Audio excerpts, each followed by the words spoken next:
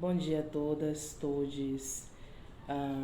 Meu nome é Erika Paula Vasconcelos e hoje eu trago a apresentação do meu paper que eu submeti neste evento, ah, com o título Diálogos Decoloniais, problematizando a afasia racial na disciplina de Relações Internacionais. Sou mestranda do Programa de Pós-Graduação em Relações Internacionais da Universidade da Integração Latino-Americana, UNILA, aqui do Brasil. Bom, basicamente, o meu paper está voltado a evidenciar, no caso, né, trazer a discussão como a disciplina, como um corpo teórico da disciplina das relações internacionais, ele omite ou ele tem uma afasia racial sobre os processos racializados que está presente na construção da disciplina e que não é falado, não é mencionado. Então, eu trago esse trabalho para mostrar como é que se dá essa afasia racial no próprio corpo teórico. Por questão de organização, né, o meu paper está dividido em duas sessões. A primeira sessão eu trago eu trago um pouco do diálogo, né, do que é as relações internacionais, né, e aí eu trago a expressão que ela caiu, bateu a cabeça e por isso sofre de afasia racial. Essa expressão é do autor chamado Anievas, né, que ele tem um livro Raça e Racismo no Sistema Global, e ele faz essa crítica porque os processos da criação da disciplina, até o próprio Tratado de Westfália, houve-se o processo racializado, já se havia escravidão, só que as teorias ela omite esse marco. Mas antes de entrar de fato para falar da afasia racial, eu trago na primeira sessão um pouco do debate como surge a disciplina das relações internacionais, né? E aí eu utilizo como base o livro do Gilberto Safati, de 2005, que ele traz ali teoria das relações internacionais, que ele diz que a primeira cadeira de RI ela surge em 1919, né, na University of Wise, com o filantropo David Davis, né? E essa cadeira ela surge basicamente para tratar da política internacional. E o autor ele é bem taxativo quando ele diz que a própria construção da disciplina das relações internacionais, quando começou, logo nesse início, ela estava muito voltada aos processos históricos da época. Então, como não estava saindo de um após Segunda Guerra Mundial, a disciplina ela é construída, ela é pensada para descobrir o que é guerra e como se dá essa guerra e qual é a solução para não se ter mais guerras, né? Então, basicamente voltada mesmo para o princípio de paz, guerra e segurança internacional. Como houve todo um marco teórico que os Estados Unidos saem vitorioso, a disciplina criada lá, óbvio, na cadeira da universidade de lá, a disciplina ela está voltada aos interesses estadunidenses. E aí é que entra o principal problema, né? E aí eu trago também o que é o Tratado de Westfália, né? Para quem não sabe, foi um tratado muito importante para a fundação das relações internacionais, e vocês vão ver vários autores, vários teóricos trazendo isso, que foi o momento que os estados ali, eles repartem, né, sobre a questão de território e estado, e as RIs é importante nesse momento porque ela vai tratar dessa questão de espacialidade, território, estado, autonomia e poder. Dito isto, os autores a maioria dos autores, né, vai dizer que vai estudar as RIs a partir desse processo. Porém, no livro de Anievas, ele traz ao contrário, né? E aí, então, depois desse processo, as RIs, voltada basicamente à segurança internacional, ela tem sido confrontada na contemporaneidade. Por que ela tem sido confrontada? Porque até na própria guerra, na própria realização da Segunda Guerra Mundial, já se havia processos racializados. O processo racializado, o Robson em Capitalismo Racial, ele vai dizer que a Europa já era racializada em si, por clero, e ali tida como uma separação entre a burguesia europeia e o clero, né? Já se havia essa diferença. E com a colonização, o processo racializado ele vai sofrendo essa expansão, ao mesmo tempo que a disciplina foi criada, mas ela meio que tem uma afasia racial. E o que é essa afasia racial? Diferente da amnésia, a afasia racial ela é construída de forma proposital para omitir fatos, relatos e acontecimentos, como acontece com a disciplina. E aí os autores meio que vai brincar com isso e ele vai dizer, olha, parece que a disciplina estava em um enredo, que ela caiu, bateu a cabeça e esqueceu do passado racista. Porque a construção se dá a partir disso. Quando se estava acontecendo, por exemplo, o Tratado de Westfália, na conferência nas cidades alemãs, já se tinha, por exemplo, ingleses e portugueses expandindo a colonização, tanto na África quanto na América Latina. E a Westfália, a reunião de Westfália, os países considerados como Países Baixos da América Latina e outros não foram convocados. E aí os autores vão dizer que isso é uma própria forma de imperialismo, uma própria forma de expandir o poder que a Europa utilizou através dos meios racializados. Na segunda sessão do trabalho, eu trago algo que não é muito comum dentro da disciplina, justamente para tentar apaziguar, para tentar mostrar como essa afasia racial foi construída e como ela pode ser curada. Eu uso de forma metafórica a palavra curar, né?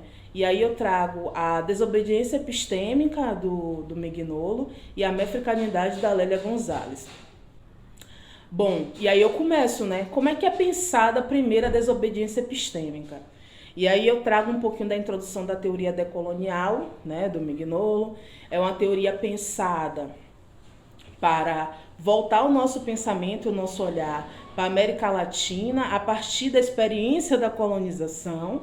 Então, a teoria decolonial ela não é apenas uma caixinha que para dar voz ao subalterno, ou falar da subalternização, ou falar da cristalização da colonialidade, não. Ela é pensada para que haja uma movimentação a partir dessa experiência da colonização dos países que participaram dessas experiências, né? E aí ele vai dizer, olha, ele vai trazer uma citação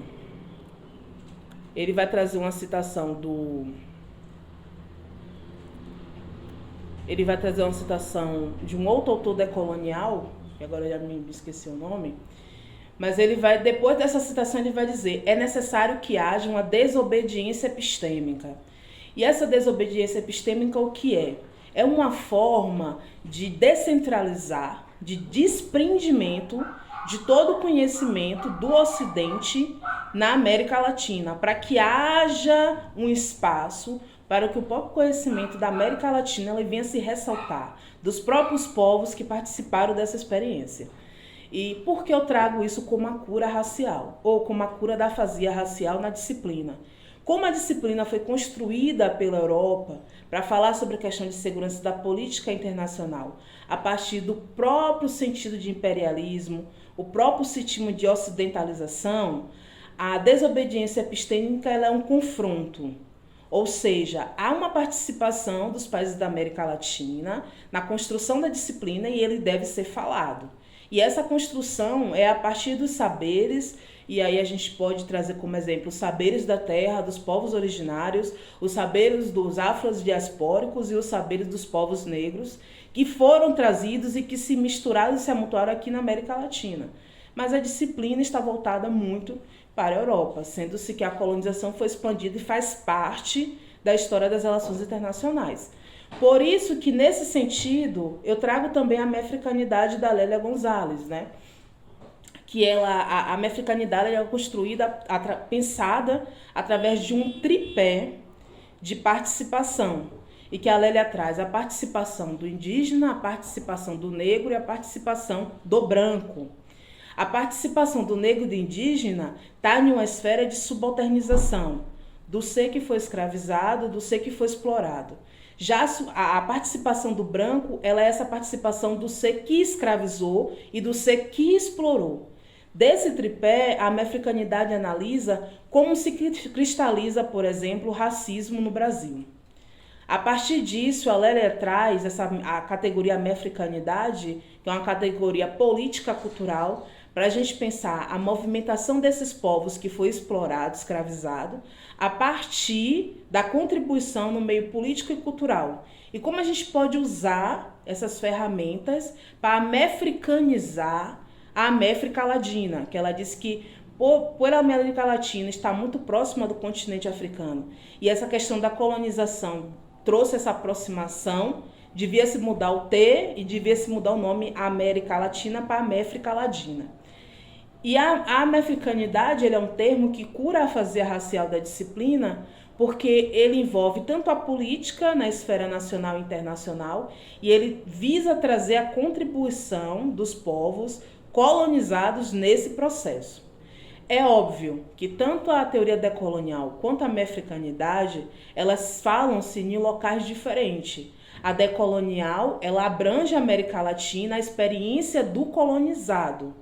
Já a africanidade, ela traz esses dois públicos específicos, porque os povos indígenas e os africanos e afrodiaspóricos, como eles conseguem sobreviver ao racismo denegado, que ela vai dizer que é negado esse racismo, né, pela corrente de pensamento do Freud, desculpa.